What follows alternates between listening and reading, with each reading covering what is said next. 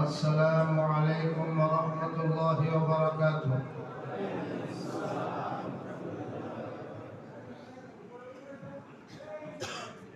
मोहतरम हाजिरीन, আমরা দয়া করে এখানে কেউ না দাঁড়াই। হযরতকে সবাই দেখতে পাবেন। নামাজ শেষে আপনারা হযরতকে দেখতে পাবেন, সালাম দিতে পারবেন, তবে মুসাফা করা যাবে না। মুসাফা করলে হযরতের কষ্ট হবে, এত হাজার হাজার মানুষের সাথে। আর হযরত তো শুধু কেবল আমাদের বাংলাদেশ নিয়ে নাই, সারা বিশ্ব সফর করেন, সব সময় সফরে থাকেন। আমরা যদি কেহ এক সপ্তাহ সফর করি তখন কেমন লাগবে বলেন? তখন শরীরের মধ্যে কেমন ক্লান্তি আসবে। আমরা মনে মনে করি আমরা একটু মুসাফা করবো, আর হযরত মুসাফা করতে দেন না। হযরত তো চান মুসাফা করতে, কিন্তু হযরতের কষ্ট, তো হযরতকে কষ্ট দিয়া আমরা মুসাফা করা ঠিক হবে? তিনি কে? ওনার সম্পর্কে ভাই এখানে কেন হট্টগোল করেন? কেন এখানে হট্টগোল করেন? ক্লিয়ার করে দেন। সবাই চারতলা পর্যন্ত চলে যান, এখানে একজন দাঁড়াবেন না। এই ভাইরা কেন দাঁড়াচ্ছেন? এখানে আসছি হযরতের পিছনে নামাজ পড়ার জন্য। খোদা না করুক বেয়াদবি যদি করি, তাহলে যা নিয়ে আসছিলাম সেটাও শেষ করে দিতে হবে। খবরদার কোন ধরনের বেয়াদবি যেন না হয়। আমরা দয়া করে উপরে চলে যাই। 4 তলা পর্যন্ত ব্যবস্থা আছে, ছাদেও ব্যবস্থা আছে। ছাদে নাই, 4 তলা ব্যবস্থা আছে, তারপরে দেখা যাবে। আমি আপনাদের সামনে কোনো খুতবাও পাঠ করলাম না, কোনো আয়াতও পাঠ করলাম না, কোনো হাদিসও পাঠ করলাম না। শুধু উনি কে, যার পিছনে জুমার নামাজ পড়ার জন্য আমরা বিভিন্ন জায়গা থেকে এসেছি, ওনার তাআরুফ, ওনার পরিচয়টা আমাদের জানার দরকার। তিনি আওলাদে রাসূল সাল্লাল্লাহু আলাইহি ওয়াসাল্লাম। ওনার আব্বাজান শাইখুল আরব ওয়াল আজম।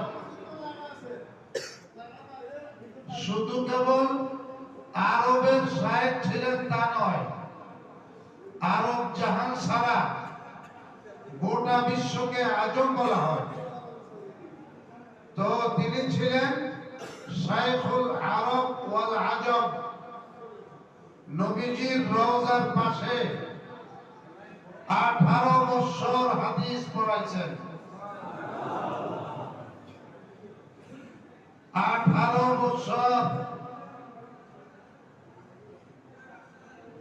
প্রতিটি হাদিস পড়াইবার সময় রওজার দিকে তাকায়া বলতেন, ক্বালা ক্বালা রাসূলুল্লাহ সাল্লাল্লাহু আলাইহি ওয়াসাল্লাম। আমাদের আহলে সুন্নাত ওয়াল জামাতের আকীদা, বিশ্বাস, আমরা আহলে সুন্নাত ওয়াল জামাত।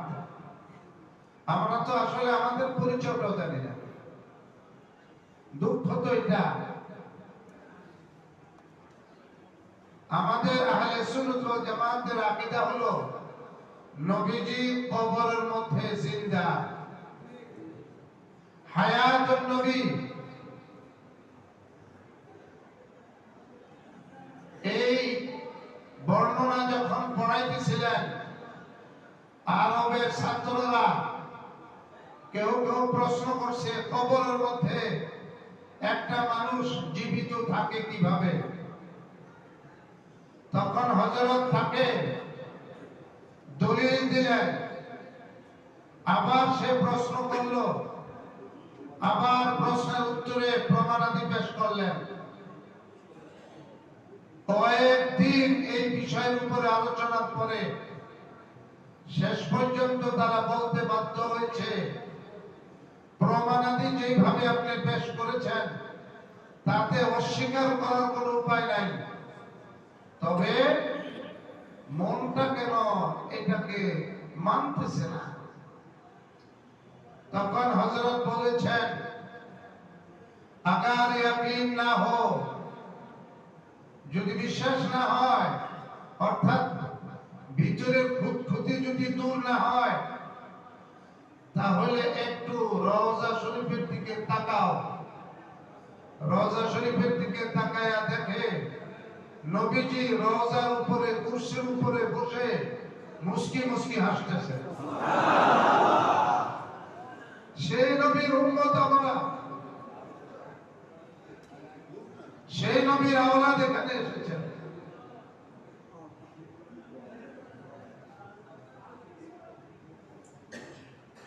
ওনার আব্বা শাইখুল আরব আল আজম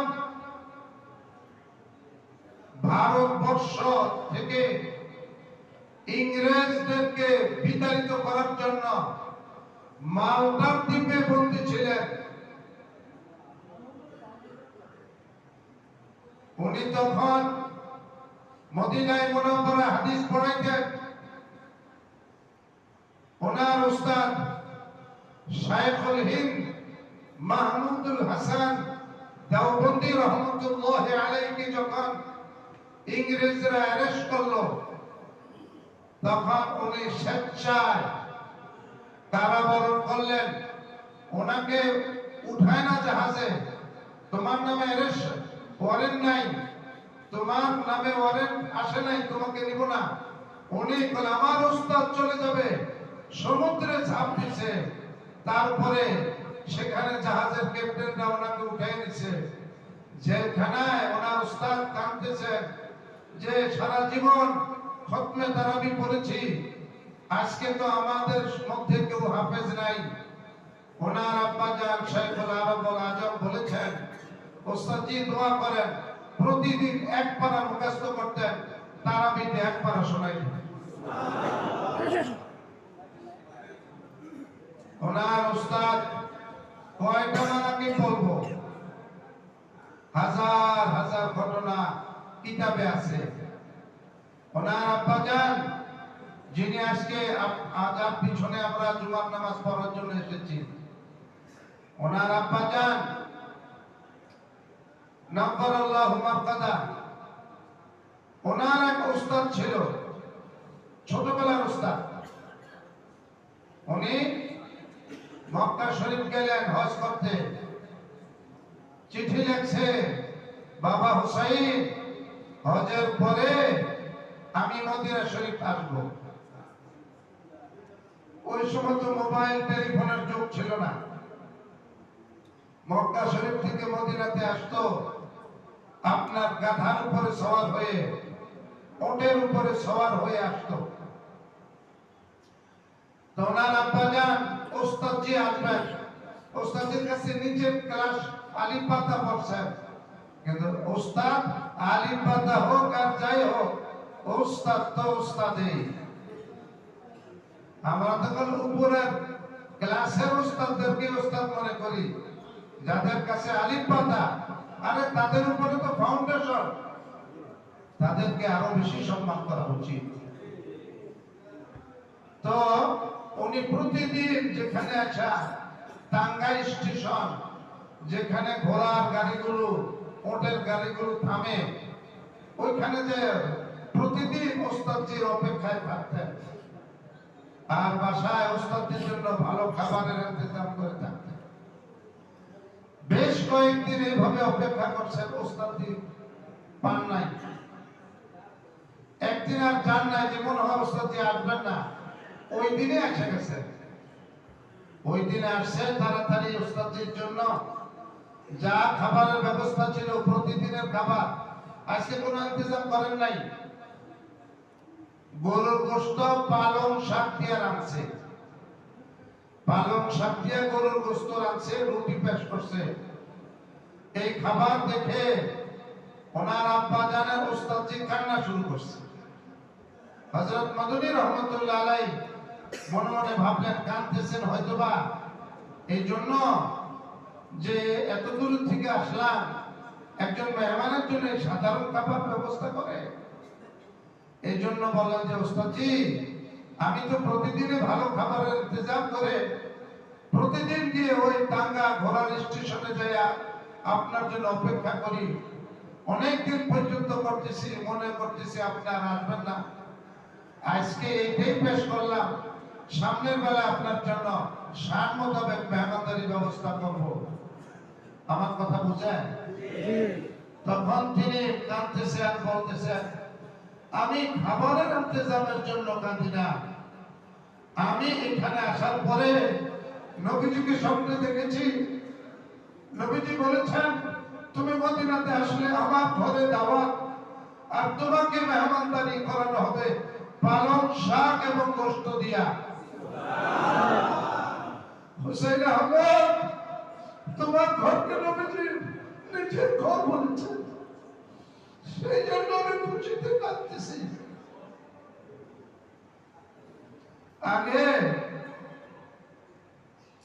এখন সৌদি আরবের অর্থনৈতিক হালাত ভালো হয়েছে। আজ থেকে 50-60 বছর 100 বছর আগে হাজী সাহেবরা কিছু হাতিয়া দিলে হাতিয়ার অপেক্ষায় রাস্তার ধারে ধারে দাঁড়ায় থাকে। এমনকি মক্কা শরীফের ইমাম সাহেবদের, মদিনা শরীফের ইমাম সাহেবদের বেতনও তারা দিতে পারতো না।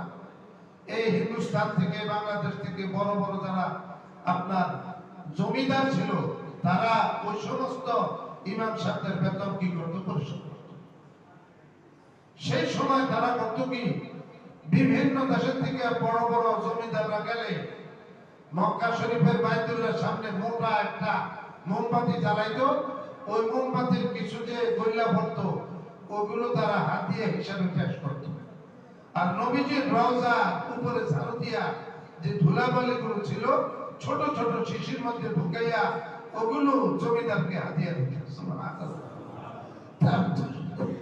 তারা তো সেটাকে কত কিনতে জিনিস, নবীর রওজার ধুলাবালি যে দামি জিনিস এই পৃথিবীতে আছে।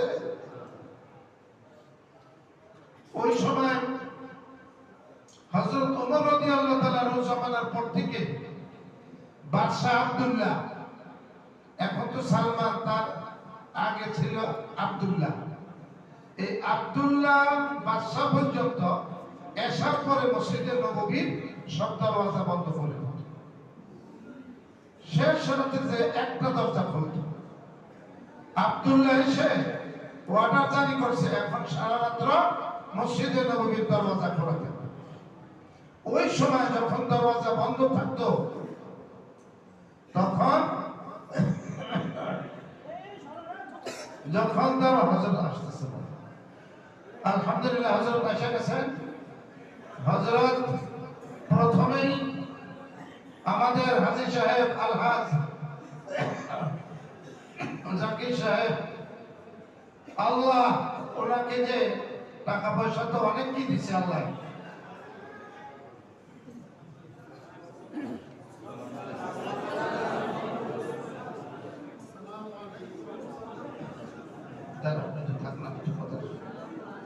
শেষ করে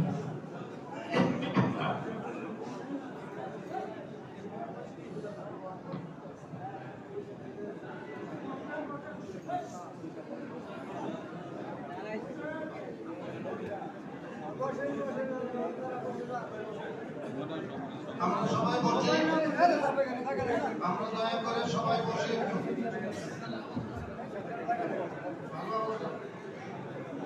আমরা সবাই বসি ভাইজান।